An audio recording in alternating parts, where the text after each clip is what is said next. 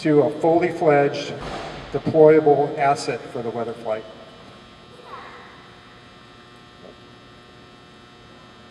Am I going the wrong way? Yeah.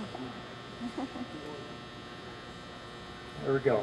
Okay, so when a new recruit comes to us, and this could be anybody from age 18 to 35 if they've never been to basic training. If they've been in another service, perhaps, we've had prior Marines, prior Navy, prior Army come into our unit. Even Coast Guard could come. We would send them straight to our 30-week course at Keesler Air Force Base, where they begin to understand basic meteorology. And this course, real quick on the outline of the course, if you can imagine 30 weeks showing up every day at 6 o'clock in the morning, you're in class until about 3 in the afternoon, it comes out to be about 240 hours. This is about a year and a half worth of college, minus the economics courses, minus the US history and all that stuff. You're just studying meteorology. So you get a quick introduction. You understand satellite right away, where you're looking at water vapor shots, infrared, visible, the difference between that. Then you start to look at the first time of up air charts and how that's measured. So it can be really confusing. You know, you'd think the washout rate would be pretty high, but recruits are screened from the get-go. They got to have a fairly high aptitude to get into the school. It's one of the top challenging, difficult courses in the military is the weather forecasting course. So as they continue on, this is basically made up of 3 elements. There's about 14 classes that they would attend, about 2 weeks each. And as they get into an element 2, about 3 months into it, that's where they're looking at synoptic scales, understanding how flow works. They start to analyze it down to mesoscale, down to macro scale, and learning the rules that go along with progging weather features. And then lastly, another interesting thing about our course is it's in a joint environment. So we're in class with Navy, could be taught by a Navy petty officer, could be taught by a Marine, but we're in class with Coast Guard, Navy seamen, as well as Marines. And so we're introduced to a joint environment right away. It saves a lot of money too. We're all going to school together. At this point, about 2/3 of the way we break off. In the Navy, they'll go learn how to forecast underwater luminescence or wind waves and all the currents and everything. Where Air Force will begin to study more on what it takes to support aircraft and the things that commanders need to know to support an Air Force operation. At that point, and again, we're with active duty as well. Active duty splits off after that course, and they get sent to one of 8 forecasting hubs around the world. And these 8 forecasting hubs around the world actually cover the entire planet as far as their area of responsibility to forecast in.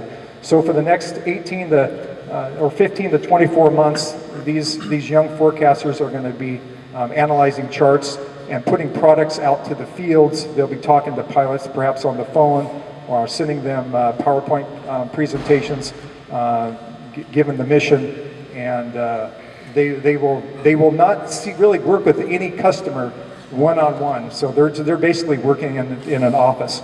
Whereas the guardsmen, like myself and the team here, we get sent over to Florida for a 17-week course where we learn how to support the Army. We get an opportunity to handle weapons, to drive Humvees, and work in a tactical environment, set up the equipment that we have seen over here, set up, and again, where the Navy is off doing their thing, and the Marine forecasters are learning how to kill people with their kestrels. We're learning how to forecast and really provide tactical weather support.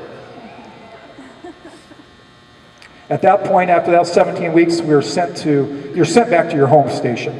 And there are 23 weather flights, very similar to us, spread out around the country. You can see in the west, we only have one out in Hawaii, and then Oregon, Washington, and a couple down in California. Again, back at home station here, once they come back to us, we immediately try to get them on an annual training event where they're out with the customer and they can see what we do to support them, how we issue weather warnings and advisories, conducting briefings. We do a lot of mock briefings where we'll have them put together something and stand up. Just getting used to briefing in front of a large group is a skill that they need to learn how to refine. And then again, some other things that we really provide our customers is climatology, extended weather forecast, forecast river levels, which is a big deal down in the Joint Operations Center down in Salem, especially with the past couple years with the Veronia flooding and keeping the state leadership apprised what's going on there. And then, as Colonel Doggett mentioned, the thresholds, the products that we provide the Army with the stoplight charts, really telling them go or no go on their mission is what we really need to teach people. Understanding the thresholds of aircraft. This picture here on the right was taken out in Boardman, Oregon last summer. And I know you probably can't see it, but just off to the right of that airman's shoulder is a small aircraft they call a Shadow. And it's only about let me show you. Can't even see it. So it's called an RQ-7, and it's a reconnaissance aircraft with about a 12-foot wingspan. And the aircraft cannot take off if you've got more than 25 knots of wind. Of course, it takes off from a rail like a slingshot, so you can just point it towards the wind and take it and allow it to take off. But Army commanders love that from their vantage point, where they can see the bad guys at night. It's got an infrared camera on the belly, on the fuselage of that plane, and it's just a great tool for reconnaissance.